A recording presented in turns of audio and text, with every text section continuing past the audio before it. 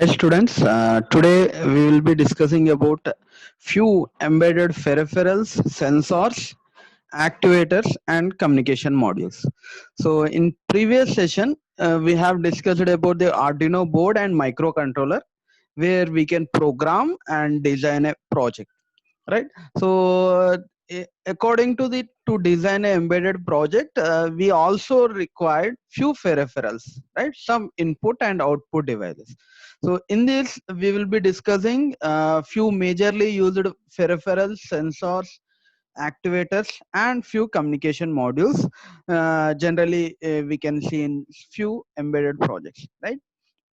So this is the RAM memory device where in generally in microcontrollers, whatever we are using to design an embedded projects, inbuilt we have some RAM and ROM memories. So most probably we won't interface for our embedded projects, but yeah guys, when we are considering a embedded project, we should make sure that it has internal RAM and ROM.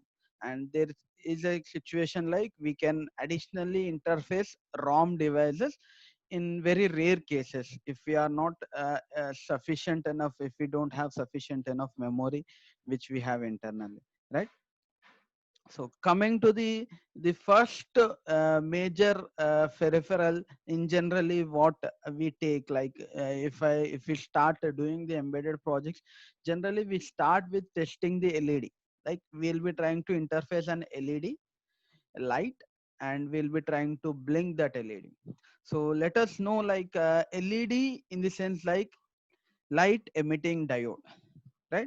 So its full form, LED full form is light emitting diode. So in this light emitting diode, generally it has internally it is a diode. It is a diode. It's a PN junction diode where you can see in the bottom. So the way of emission of the electrons from valency band to conduction band in a flow, if it is a straight flow, uniform flow of a very faster enough, that makes to light emit the light. So that is what light emitting diode is about. So generally it has two LEDs, so which is lengthy LED that is treated as the positive one. The other one, which will be a smaller one, it is treated as the negative one. So using these two pins we'll be trying to interface. So generally if I want to blink an LED, one will be connected to the one particular IO pin, the other one will be given to the ground or VCC. So depending upon that, we'll be trying to write the logic to blink an LED, right? So right. So second thing is LCD.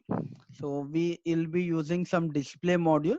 So most probably we'll be trying to use LCD, which is liquid crystal display. So generally this name came like it consisting of a crystal, means a liquid. So that liquid is in the display module. So this liquid which has some crystals, so depending upon the data what you give, so according to that the crystals will be going to form some sort of data on the display. So this has in generally for an LCDs, it has the 8 data pins, D0 to D7, 8 data pins totally it has. So depending upon the microcontroller and how we write the logic and commands, so few in Arduino board we can use only 4 data pins and we can send the commands, or we can send the data. So we can use 4 data pins, and out of we have 8 data pins. In few microcontrollers we'll be using total 8 data pins, and along with data pins, the data pins is meant to send the data what you want to display. And along with this we are going to have 3 control pins. One is RS, the other one is read write, the other one is enable. So these 3 pins are meant to control the LCD. So generally to write an LCD program, there we have to go with some different commands actually. to clear your LCD and you to set your cursor. So these are the minimum commands where we have to use, where the Arduino internally it has the library so that it can have the all these commands internally. But when you are writing in the keel for 8051 or ARM controllers, there you should write the all the commands even, right? So these control pins generally, if your read write will be write itself, and recommend RS reach recommended stand RS pin is for enabling, and when you are sending the commands at that time RS will be 0. When you are sending the data at that time RS pin will be high, 1. And enable, every time every each command or every each character or a data you are sending, the enable pin has to be enabled and disabled every time. And apart from that we should have some VCC ground pins also. So this is what about LCD, one of the major peripheral where we are using in our embedded projects. Right, coming to the keypad, generally we use only one particular push button also. If you are using only one switch, you can go with only one particular push button. At that time it has only two pins. One you will be giving to ground or VCC, the other one you will be giving to the uh, input pin, right? So keypad is treated as the input, whereas LED and LCD as treated as output pins, right? So as an input you can treat only one. If you are using only one switch, here we have 8 into 8 total 16 keypad, 16 keys you are using here. So generally for keypad, to use all 16 keys, you are going to have 8 input pins. You should use 8 input pins. Here it was written at port 0. uh, Total 0 to 7 pins you are using. So total 8 pins you have. So 8 input pins. So for this 8 input pins you can have total 0 1 2 3 to F, means total 16 keys you can use. So depending upon the pins enabling, let me say if this particular key is pressed, so that this particular port 0.7 and port 0.3 will be enabled, right? So according to that, we can treat that that particular character. If this key is pressed, we can treat the number as 0. And if 5 is pressed, that means like port 0.6 and port 0.2 is enabled. That means that key is called as 5. So like that we can have different. So for this keypad internally you should write the commands like which key, if it is pressed, then how what we can treat, like it is a number as 0 or a character as A, that we will be writing, and depending upon that we will be treating that particular as an input, right? So these are the general peripherals guys, LED, LCD and keypad. So general peripherals what we can say, all these three peripherals are treated as digitals, means we can use the digital pins. Coming to the sensors, so sensors in the sense like which takes like the real time inputs, where it could be a temperature or which, all such things are analog itself, temperature, humidity, moisture levels, or light intensity, all such things are analog in form. So we will be treating all these sensors are analog sensors. So whatever the take input it takes, it converts into some voltage levels and it gives to the microcontroller. So this microcontroller take this analog format and it converts into some digital. Generally the microcontroller internally it has the analog to digital converter. So this takes the analog input from the sensors and it takes the analog inputs and it converts into some voltage forms. So depending upon the logic and some formula we use, we'll be converting into that particular units. So generally we have multiple sensors. All the sensors, generally we are all the sensors in analog form. So as the we can find now in market, we can find all digital sensors also, right? So basically all sensors are analog sensors, and whatever they give, the values are in the analog form. So we use analog pins to connect these analog sensors. All these are input itself. right? So we have multiple analog sensors like temperature sensor, which detects the temperature, gas sensor, which detects the gas, and LDR sensor, which detects the light intensity, and pressure sensor, which detects the pressure. Like we'll be keeping such things for the door and some sort of like to check the weight levels. And generally we have humidity sensor, then we have a moisture level sensor, and we have some uh, IR sensors. So like that, we have multiple sensors. Out of we are generally discussing about the most important sensors in this session. So out of this, the first one what we are discussing is pressure sensor. So pressure sensor is meant to check about like how much pressure you are keeping. So these type of sensors will be using all about like for few situations, like if you are door security, like if you are breaking the door at that time, or something like if you are checking about the uh, how much pressure you are keeping on that, something like checking about the weight even for minor things. So like that, here we are using pressure sensor, and the size is all about like 12.5 millimeter size and zero point 0.2 thickness, and the range of resistance will be 100 kilo ohms to 200 ohms, and force range is like how much force you can keep on this is all about 0 to 20 lb, right? And supply is 1 milliamp. And surely guys, most probably all sensors will have three pins, like one out of these three pins, one will be the data pin, the other two will be like an VCC and ground pin, right?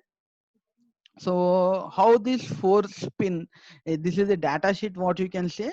So depending upon the values what it gets, so how we can treat, like, so if the FSR resistance value is 30 kilo ohms, then I can treat as like 0.4 lb, or in newtons I can say 0.2. So like that, if it is giving the resistance of 6 kilo ohms, like this you can 0.22 lb or 1 newton, 22 lb or 100 newtons for 250 ohms. So this is about the calculation data sheet, how you can calculate the pressure sensor, right? Coming to the next one is temperature sensor. So it has the name as LM35. It's a basic temperature sensor. And yeah guys, you can see here it has three pins, as I said. So first pin is treated as VCC, where you have to give the supply all about like 5 volts is enough. And the second pin is like data pin, where you should take and give it to the analog input pin for the microcontroller, where it gives the data to the microcontroller. And third pin is ground pin. So here you can see the features and about the temperature sensor. It can be give the values in Celsius or centigrades, and the scalar factor is plus 10 millivolts per degree centigrade, and the accuracy will be like all about like zero point 0.5 plus or minus zero point 0.5 degrees centigrade, and it can be calculate about minus 55 degrees to 150 degrees. It's a general theoretical range, but practically it depends, like it may not go with the theoretical values, but yeah, it calculates the temperature. And most probably it will be treating it as to calculate the room temperature. The operating voltage will be like 4 volts to 30 volts. Most probably we prefer to go with the 5 volts, and 60 microamps of current drain it will be taking. And the output impedance value will be zero point 0.1 ohm to 1 milliamp of load, right? So this is about the temperature sensor. So mostly we calculate room temperatures. For room temperature or patient temperature, we'll be using this particular, most probably room temperature and environmental temperature. We'll be using this temperature LM35 sensor, right? Coming to the gas sensor MQ2, what you are seeing here. So generally gas sensors, we have multiple gas sensors which were started with MQ1, MQ2, MQ6, MQ 125, like that. We have different gas sensors. Each gas sensor is going to sense different gases. This particular gas sensor is going to sense the LPG gas, propane and hydrogen. So like that, if you want the alcohol gas level sensing, then you will be going with MQ 125 or MQ6. Like that, we have different gas sensors. So depending upon that gas sensor, you can go through that. So even this is also an analog form, where this is the steel mesh, where from here you will be trying to know the gas levels. And this is the clamp ring. And this down one, you can see here actually we will be having 5 pins, but you'll be using only 3 pins, means 2 pins has to be connected to the LEDs, and the other pins you'll be treating as VCC ground and data pins. Fine. And so generally you will be giving VCC 5 volts and ground, and one pin you will be taking it as an data. So this is what about the gas sensor what we have. So generally we generally use this sort of gas sensors for kitchen monitoring, or like industrial monitoring. Like that, you can use this sort of gas sensors, right? So humidity sensor, guys, generally this type of humidity sensors will be using in the agricultural levels. So where in agricultural field, where you can see like automatically water pumping, so that can be happen with the help of such a moisture level sensors. So where of course we can say like humidity sensor even. So this moisture level, where you can see a U-shape lead is there. So this U-shaped lead is kept in the moist soil, where if the soil is wet or dry, that particular values means how much water level of content is present in the soil, that you will be knowing with the help of this U-shaped lead. And from this U-shaped lead, it is going to give some sort of analog value. And using this particular module, where it has generally 4 pins, out of 4 you will be using 3 pins. So in these 3 pins, one is VCC ground, red one is VCC, the green one is ground, and orange one is analog format it will be giving. And we have digital form pin also uh, for new values, new sensors. So this analog pin, data pin, is taken into the analog pin, right? So this is how you'll be taking these moisture levels in the humidity to check the moisture water content in the soil, and that will be given to the microcontroller.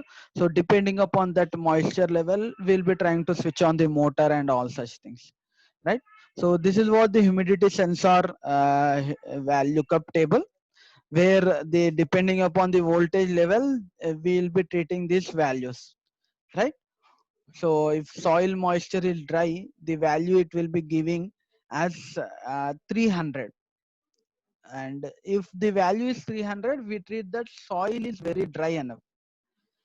And if it is giving 700, it is a minimum with somewhat better wet enough. And if it is giving all about 950 and above, that means like water level is very high, good enough in the soil. So this is what the lookup table where for the humidity sensor. The other one what we are giving like LDR sensor. So light dependent resistor. So this light dependent resistor LDR sensor is to check the light intensity in the environment. So generally this type of LDRs is used to switch on and switch off the lights depending upon the light intensity. Like we can use it for the street lights, for street light, switching on the street light and switching off the street lights. So it is a photoresist material, and where as the light intensity is high, the resistance value will be decreased. So this is the graph you can see. The resistance is the y-axis and light intensity is the x-axis. So as the light intensity is going to increase, the resistance value will be decreased. As the light intensity is less, the resistance value will be high. So depending upon these values, you will be trying to treat and monitor the light values. So here you can see, so if it is night time, the value it will be going to give 0.002 lux. Lux is a unit for the light intensity. So if it is full moon day, you will be giving 0.2 to 1 lux. And it is when it is daytime, you can see 500, 300 to 500 lux. If it is a direct sunlight, you can see like 32,000 to 1,30,000 lux. So this is about the lookup table about your LDR sensor. So guys, generally in the system itself, we have in the microcontroller itself, we have analog to digital converter.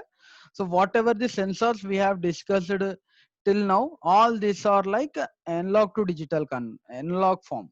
So all this sensor gives the analog format. So internally, the microcontroller take this analog will be having for all microcontrollers most probably. Whatever Arduino has Atmega 328, if I take ARM7 microcontroller or other advanced microcontrollers, even 8051 microcontroller, which was basic enough, all this has analog pins. So generally, this analog pins takes the analog value, and internally what it has the analog to digital converter, it converts into digital format, and it gives the digital values. So the microcontroller, whatever the program we take those digital values. Most probably, we convert the digital value into that particular unit. If it is temperature, we try to take some calculation and we convert into the degree centigrades, and that value will be comparing, and depending upon that, we will be doing some sort of action, right? So this is about the some peripherals and some sensors of the uh, our microcontroller.